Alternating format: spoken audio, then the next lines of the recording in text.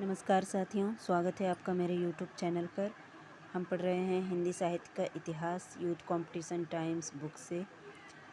तो चलिए आज कुछ महत्वपूर्ण प्रश्न हैं, उनको हम देखते हैं। तो प्रश्न है 84 वैष्णवन की वार्ता के लेखक हैं। तो इसका आंसर है ऑप्शन सी गोकुलनाथ। 84 वैष्णवन की वार्ता के लेखक गोकुलनाथ हैं।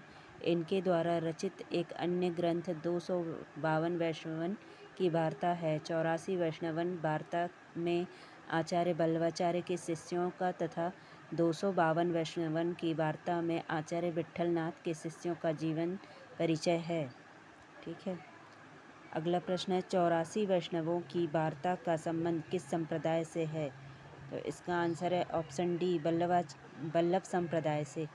84 वैष्णवन की वार्ता का संबंध बल्लभ संप्रदाय से है। इस ग्रंथ के रचयिता विट्ठलनाथ के पुत्र गोसाई गोकुलनाथ जी माने जाते हैं। इस ग्रंथ में बल्लवाचार्य के शिष्यों का जीवन वृत्त लिखा गया है। अगला प्रश्न है उर्मे माखन चोर गड़े अब कैसेहु निकसत नहीं ऊँधो तिरछे हैं जो अड़े। ये पंक्तियाँ किस कवि की हैं। तो ये पंक्तियाँ हैं सूरदास जी की। सूरदास जी की पंक्तियाँ हैं। सूरदास जी ब्रजभाषा के प्रथम प्रतिष्ठित कवि हैं और इनकी भक्ति साख्य भाव की है, किंतु बल्लवाचार्य के संपर्क में आने के पूर्व वह दास्य भाव से उपासना करते थे। इनके द्वारा रचित ग्रंथ है सूरसागर, सूरसारावली और साहित्य लहरी।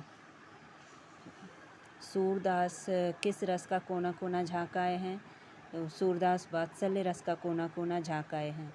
सूरदास जी वात्सल्य रस का कोना कोना झाँकाए हैं। सूर साहित्य के संबंध में विद्वानों का मत है सूर ही वात्सल्य है और वात्सल्य ही सूर्य है। वात्सल्य और श्रृंगार के क्षेत्रों का जितना अधिक उद्घाटन सूर ने अपनी बंद आँखों से किया उतना किसी और ने नहीं। सचमुच इन क्षेत्रों का कोना कोना झाँकाए हैं। अगला प्रश्न है निम्न में से कौन विट्ठलनाथ के शिष्य थे। तो इसका आंसर है ऑप्शन बी चतुर्भुज दास। चतुर्भुज दास विट्ठलनाथ जी के शिष्य थे। विट्ठलनाथ के अन्य 3 शिष्य इस प्रकार हैं गोविंद स्वामी, छीत स्वामी, नंददास। सूरदास जबकि कुम्भनदास, परमानंदास, कृष्णदास बल्लवाचार्य जी के शिष्य हैं। अगला प्रश्न है भ्रमर गीत प्रसंग का मूल स्रोत है। इसका आंसर है ऑप्शन बी श्रीमद् भागवत का 10वां स्कंद। भ्रमर गीत एक उपालंभ काव्य सर्जन है जिसमें भ्रमर को लक्ष्य बनाकर नायक की निष्ठुरता, लंपटता के साथ साथ उनकी पलायनवादी प्रवृत्ति को चित्रित किया जाता है। इसके साथ ही नायिका के आत्मगत विरह वेदना को भी मार्मिक ढंग से चित्रित किया जाता है। भ्रमर गीत का मूल स्रोत श्रीमद् भागवत पुराण का 10वां स्कंद है, जिसमें 46वें एवं 47वें अध्याय में भ्रमर गीत का प्रसंग है। अगला प्रश्न है सूरदास जी कौन सी धारा के प्रतिनिधि कवि हैं। तो इसका आंसर है ऑप्शन ए सूरदास जी कृष्ण काव्य धारा के कवि हैं।